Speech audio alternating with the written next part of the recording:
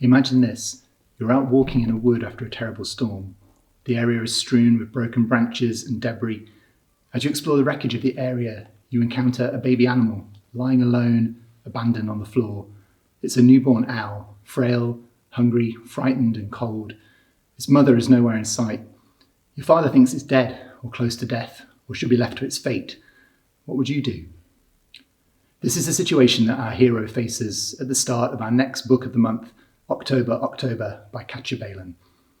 October, the name of the main character, lives alone with her father in the woodlands after her mother left the family when she was still very young. October loves life with her dad, feeling close to nature and enjoying the freedom she has to be different. Here's how she describes it. We live in the woods and we are wild. Tonight we howl at the star-dusted sky. We throw our voices and shape them and mix them and mould them with clay.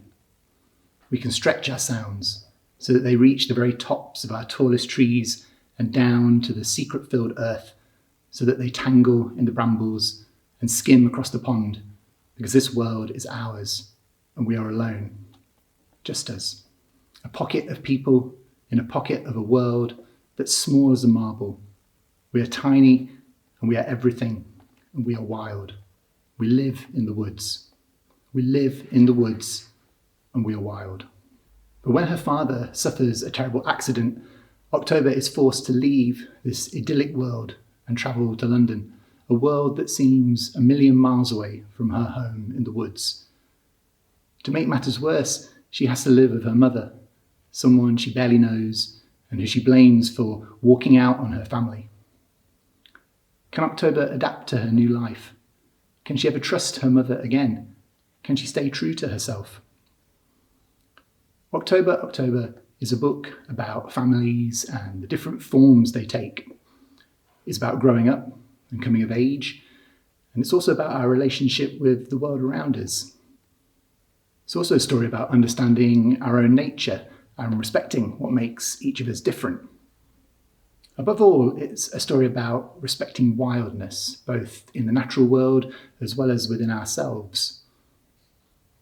We often associate being wild with being out of control and dangerous, but it's also a state of freedom, especially the freedom to be ourselves.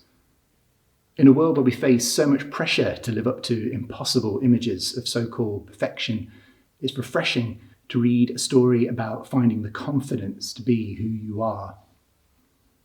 Respecting the right to be wild, whilst also learning to live with others, is one of the key challenges October faces in this book. We don't all live in the woods, but we can all relate to that feeling of not quite fitting in somewhere and struggling to find our place in the world.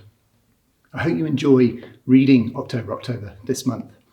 Katya Balen is going to be visiting the school in June, so you'll have a chance to meet her, discuss the book in person, and find out more about her work as a writer. Good luck.